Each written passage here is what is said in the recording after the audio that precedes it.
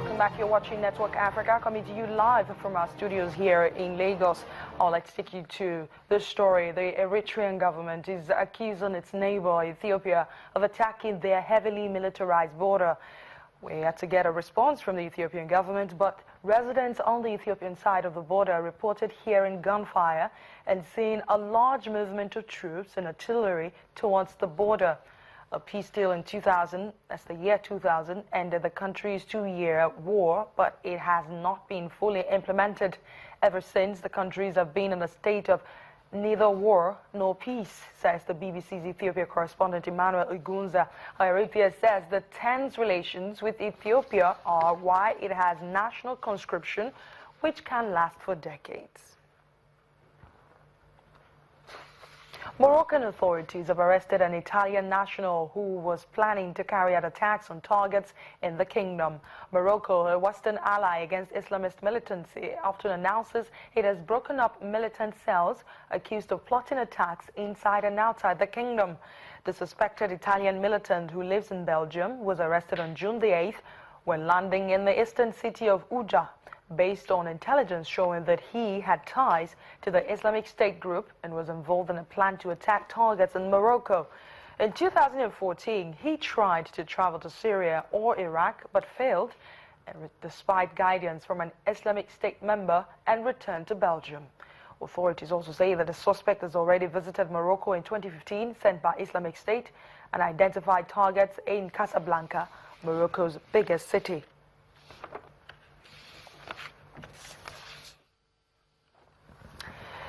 On the heels of the emergency of the new militant group called the Niger Delta Avengers, which has claimed responsibility for attacks on some oil installations, a group known as Journalists for Sustainable Development in Nigeria in Rivers State have been canvassing what they call a sustainable way forward. They have asked the federal government to adopt new strategies to end the crisis in the oil-rich region. The forum is organized to appraise the performance of the Buhari administration and look into areas of progress made since it came to power 1 year ago. Some of the speakers at the event say the present government has made significant progress, especially in trying to wipe out corruption.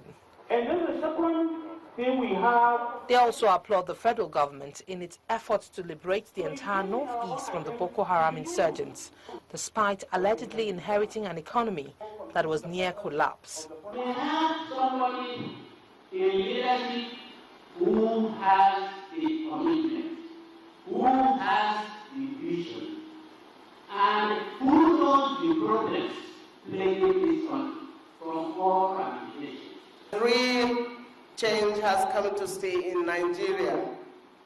For once in many years, we have a forthright leader who, a strong and incorruptible leader, President Muhammadu Buhari, is laying the foundation and rebuilding this nation from the jaws of the decades of decay. Another issue that resonates here is the emergence of the new militant group, the Niger Delta Avengers in the Niger Delta region. No doubt, the Niger Delta has really been degraded by the activities of exploration of oil. We know that. That is true. They have the right for clean environment. And they have to be compensated for that. But when the new Avengers came, the question came, what were they avenging? For the spokesman of the Christian Association of Nigeria in the 19 northern states, Reverend Joseph Hayab, the federal government should apply dialogue with the militants, just like the previous administration did with the Boko Haram sect. But what I find it difficult to understand is when we gather people and begin to incite ourselves against each other. What Nigeria needs now is unity. What Nigeria needs now is peace, so that the man God has placed in position of authority now can lead us to the promised land. As long as the country continues to experience various types of violence, forums like these will be convened. What is important, however, is that thoughts are deeply articulated without any form of bias, while those in authority are expected to critically examine issues raised and act on those they believe will assist in solving the problem. Security sources in Mali say a pro-government militia has killed 8 Islamist fighters in a gun battle north of the country. According to the source, which spoke to Reuters news agency, clashes between the militia and the Messina Liberation Front erupted on Saturday in Gouma Araro's village in the Timbuktu area of Mali. And that has plagued the Islamist militants. Mali's government and various separatist groups signed a peace deal last year, but it has failed to prevent periodic violence in northern Mali by Islamist militants who have also staged assaults on high-profile targets in the capital Bamako. United Nations Secretary General Ban Ki-moon has asked the Security Council to add just over 2,500 peacekeepers to the UN peacekeeping mission in Mali. Al-Qaeda in the Islamic Maghreb has claimed an attack on 2 UN sites on northern Mali at the end of last month, in which a peacekeeper from China and 3 civilians were killed and over a dozen wounded.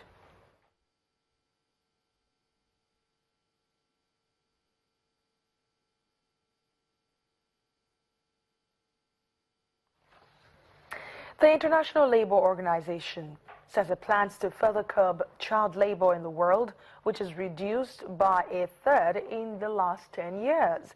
According to the labor body, it expects employers to eliminate child labor from their supply chain. This week, the International Labour Organization said that international standards now in place have reduced child labor by about 1/3 in the last decade, as around the world, 168 million children are in or at risk for child labor, and current levels of crisis and conflict heighten their vulnerability to exploitation. Now, employers and business commonly expect to eliminate child labor from their supply chains, many of whom work in agriculture, manufacturing, and construction industries. From enterprises, we need a clear message of zero tolerance of child labor. They need to know what is happening in their supply chains and to back that up with action in their business practices and dealings with suppliers. Businesses can no longer blame governments when child labor has been exposed.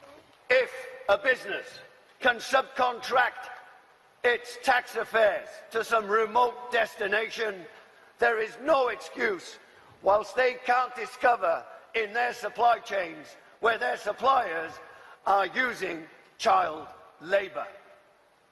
The time for excuses is over. The political winds have changed. We have the Ruggie principles in place. We have OECD guidelines in place. We have the conversation here at the ILO on the supply chain. And we simply don't buy the argument that it's all the fault of government. Nearly 21 million people globally are victims of forced labor, an industry which generates $150 billion a year in illegal profits, says the International Labour Organization. The British charity Anti-Slavery International on its website documents 122 products made by child laborers across 58 countries ranging from Latin America to Asia. These children might be employed at the start of the supply chain, forced into mines to extract gold, mica, diamonds, and coal, or made to toil in farms to produce commodities. Campaigners trying to combat forced and child labor and poor working conditions have unveiled a variety of approaches to follow to ensure the goods they buy are ethical. Last month, Human Rights Watch said a new international treaty was required to compel businesses to stamp out abuses such as child labor and modern-day slavery in their supply chains. In the spirit of reducing the effect of child labor and taking children off labor chains, we are coming back on the news track after this break with this story from South Africa. One youth organization takes kids off the streets and shows them a new way of living. Do join us again.